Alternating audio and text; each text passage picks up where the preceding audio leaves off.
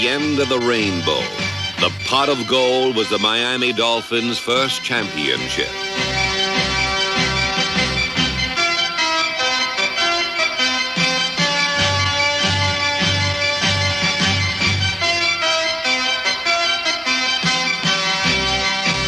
Bob Greasy had arched a rainbow of his own, and the largest crowd ever to see Miami play signaled Paul Warfield's touchdown with a handkerchief salute.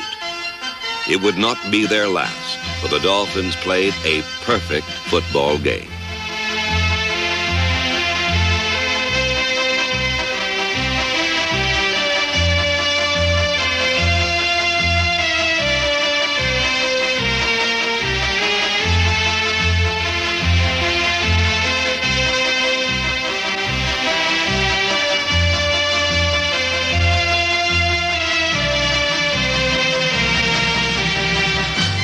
The turning point was a spectacular play that symbolized an entire season of teamwork.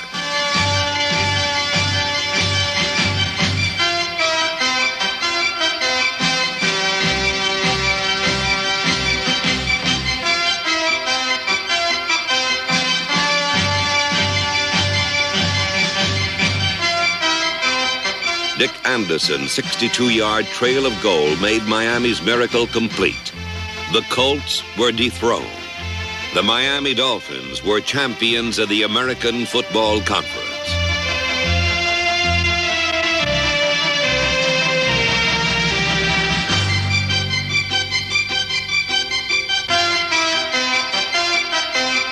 The team would be the youngest to play in the Super Bowl.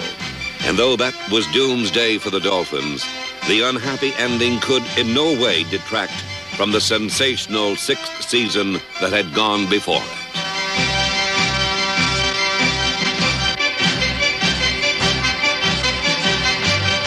In their early years, the Dolphins had typical expansion pains.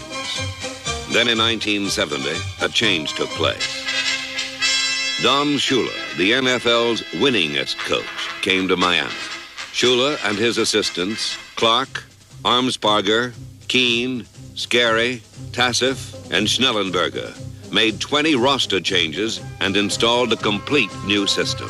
While other teams might melt in the Florida sun, they were determined the Dolphins would not.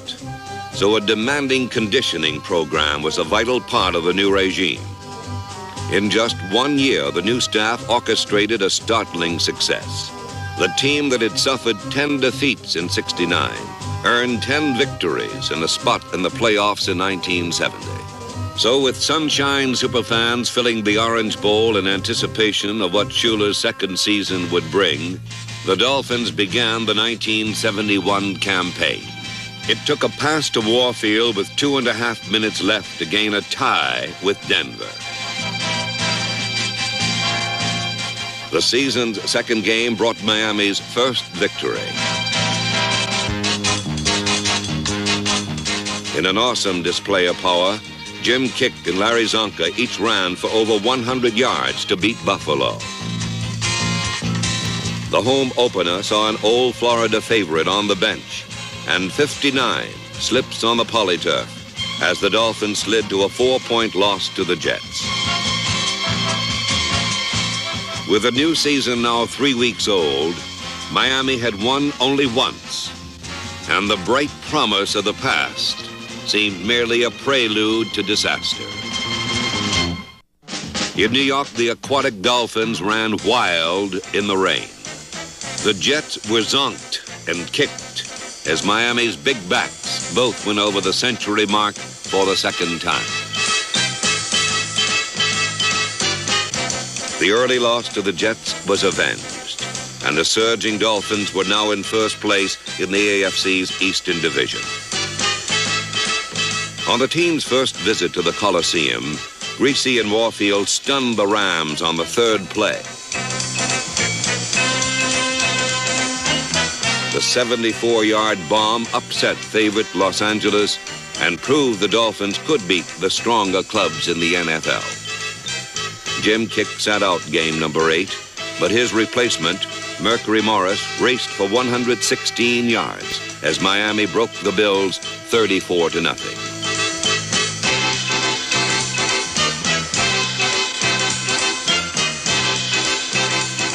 The victory was the 5th straight and the first shutout in Dolphin history.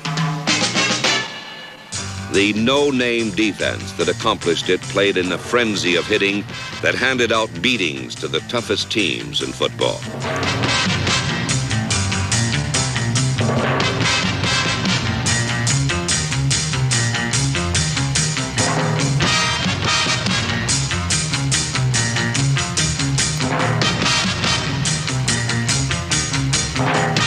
For the unknown soldiers of the defensive line, the aim was to improve a pass rush that was last in the league the year before. Bill Stanfill, Jim Riley, Bob Heinz, and Manny Fernandez nearly doubled their sacks this season, and Miami ranked 2nd.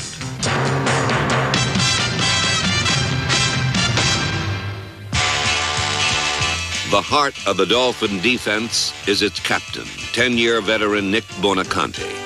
The middle linebacker's a great tackler whose experience allows him to anticipate where the ball is going to be.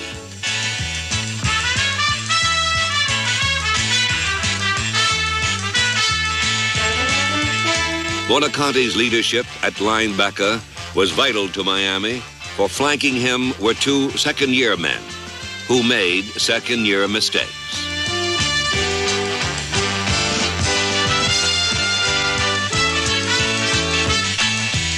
The young protégés were number 59, Doug Swift, the fine arts free agent from Amherst, and number 57, Mike Colon, nicknamed Captain Crunch for his head-on tackles. Both occasionally played man-to-man to supplement Shula's zone defense, and both defended well against the screen. While the linebacking core contained 2 sophomores, the secondary had 3. At the Russian roulette position of cornerback was Tim Foley, number 25, and Curtis Johnson, number 45, who in his 2nd season as a starter saved his best plays for the biggest games. Johnson starred in the playoffs.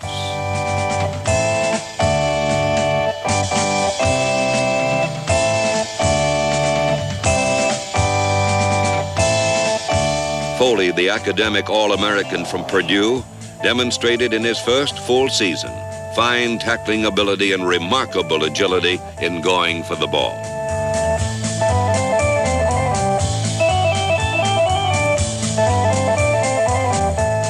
At strong safety was number 40, veteran Dick Anderson.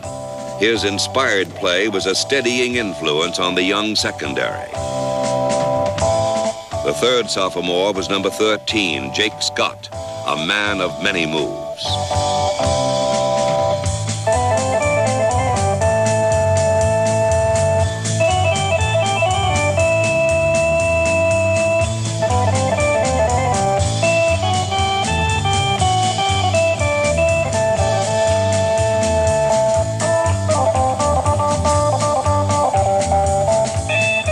Bobbing like a cork in a current, Scott's reckless running made him the 2nd leading punt returner in the league, and his tackling and ball hawking earned him all-pro honors at free safety.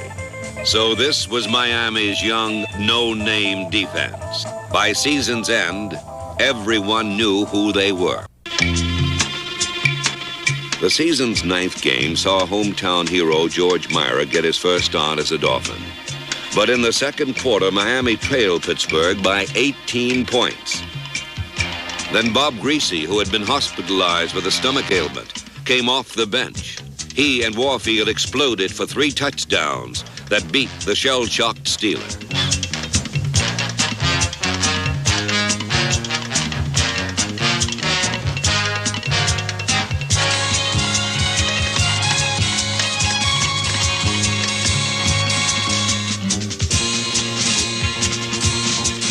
The 24-21 win over Pittsburgh proved the Dolphins could come from behind and was a testament to team confidence. The man who made the difference was Bob Greasy, who has grown up with his team.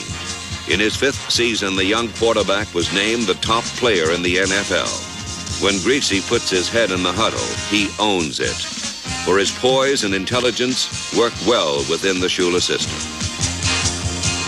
Greasy's partnership with Paul Warfield has made the flanker a marked man, But all season, he repeatedly delivered the big play, the most complete receiver in the game. Warfield's liquid moves and adhesive hands have made him a legend in the National Football League. While Warfield brings great natural ability to his position, tough Howard Twilley does not. But the little guy has great hands and the habit of making the clutch catch in a tough situation.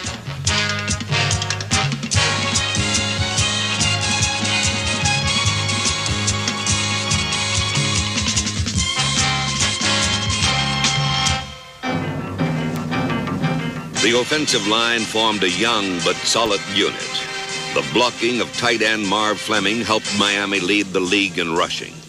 The center was number 61, former Cardinal All-Pro Bob DeMarco. The tackles were number 77, Doug Cruzan, and number 73, Norm Evans.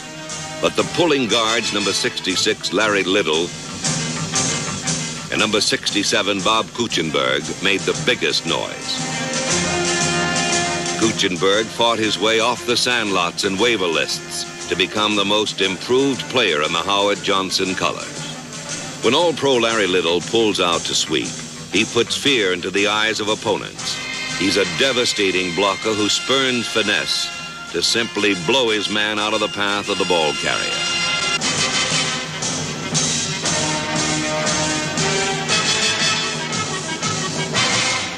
Zonka and Kick, the Dolphins' consonant backfield duo. Totally inseparable, always an entry. Butch and Sundance are the best big back tandem in the game. Shula compares them to the Horning-Taylor act at Green Bay, but it's doubtful that any brace of backs have ever blocked so well for each other.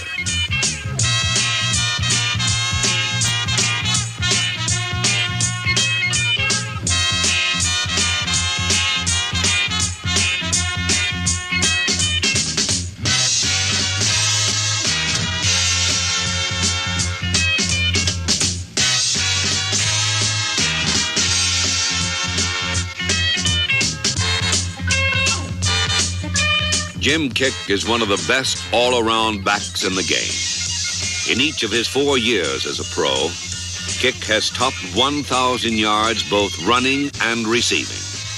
A true testament to his toughness and versatility.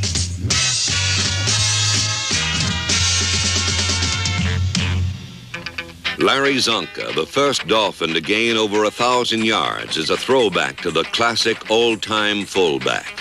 At 237 pounds, with legs like tree trunks, he's impossible for one man to bring down. Like his sidekick, he rarely fumbles. In over 500 chances with the ball, each back fumbled only one time all year. With his relentless style of running, Zonka shrugs off tackles and injuries alike and punishes anyone who gets in his way.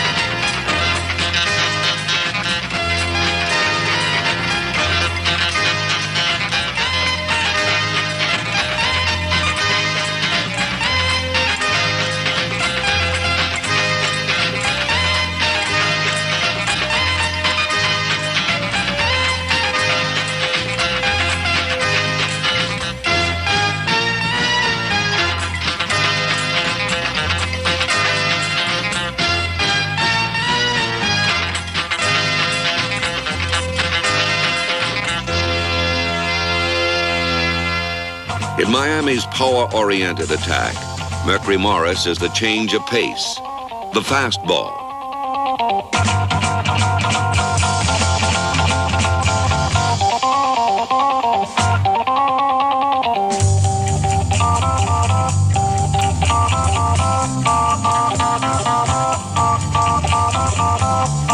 For Mercury, his nickname says it all.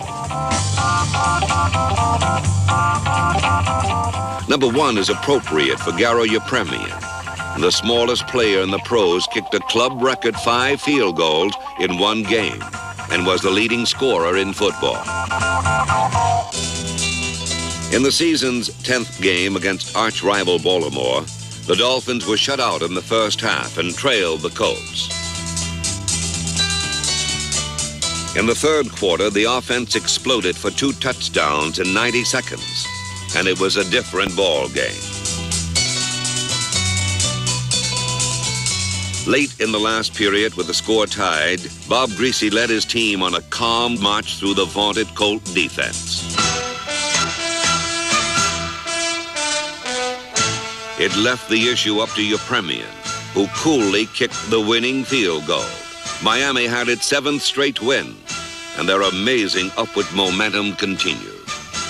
On a clear, crisp Monday night in front of a national television audience, the Dolphins demonstrated their maximum skills against the Bears. The Chicago Massacre was led by Bob Griese, who fired 2 touchdown passes, and Larry Zonka, who scored twice and topped 100 yards for the 3rd time.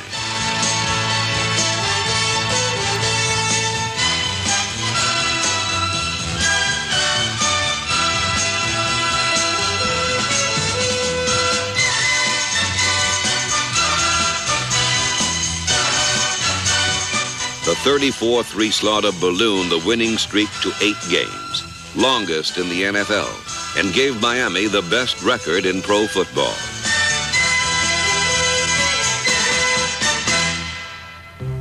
But amidst the triumph, a sour note sounded. Bob Griese injured a shoulder late in the game. It would hamper him for the rest of the season. The next Sunday, Jim Plunkett's birthday celebration and Griese's injury combined to end the streak in the 32-degree New England weather. 1 week later, Don Shula returned to Baltimore and watched the Colts control the game. The dazed Dolphins had lost 2 straight, dropped to 2nd place, and now even their position in the playoffs was uncertain.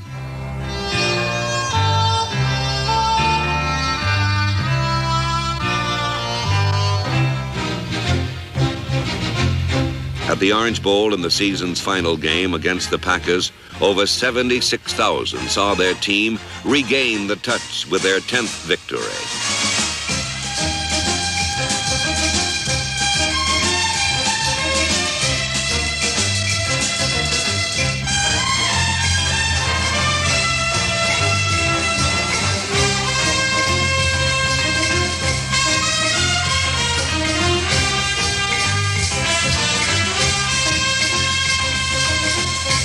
Appropriately for a team of destiny, the Colts lost, and Miami finished first in the Eastern Division. So the stage was set for the playoffs, and one of the most memorable football games ever played. Offense, defense, RJ, let's win! Early in the game, it appeared the season would end on Christmas Day for Don Shula and the Dolphins.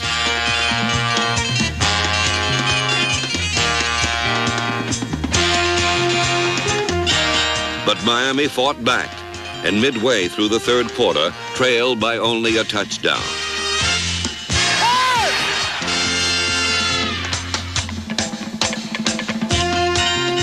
Too much yelling!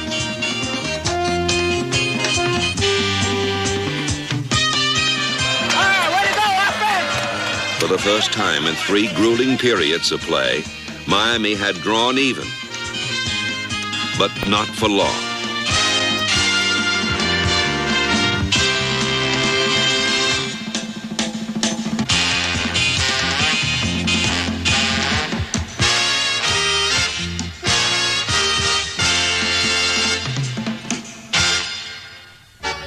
Faced with extinction late in the 4th quarter, Bob Griese, flawless under pressure all day, rallied his team by hitting continually on 3rd down.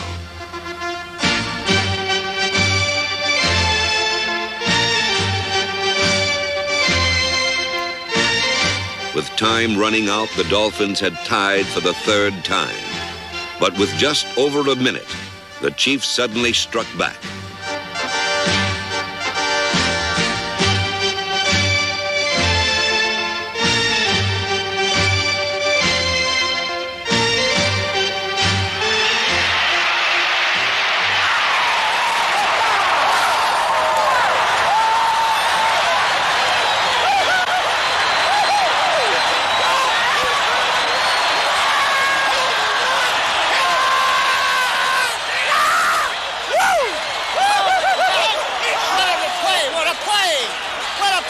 Only 35 seconds remained, and Jan Stenerud had only to make a chip shot for the Chiefs to win.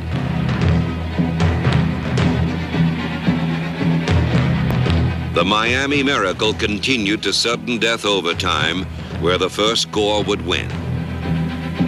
Tension and fatigue were mounting. An entire season would be determined by the next few plays.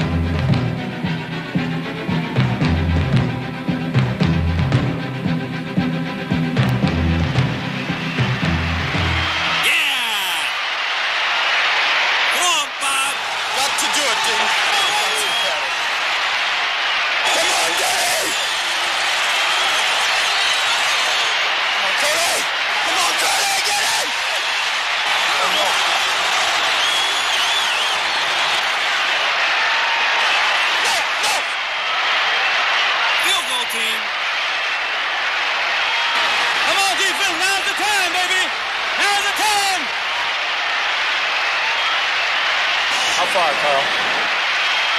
It's 37 yards down.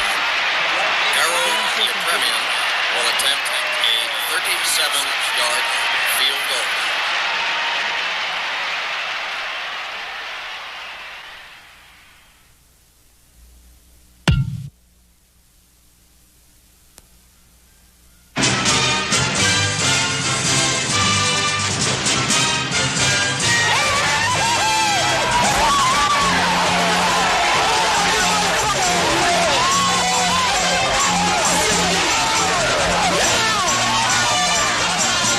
The longest game was over. In an historic football game, the Miami Dolphins were winners and would become champions of the American Football Conference. No team in football has come so far, so fast.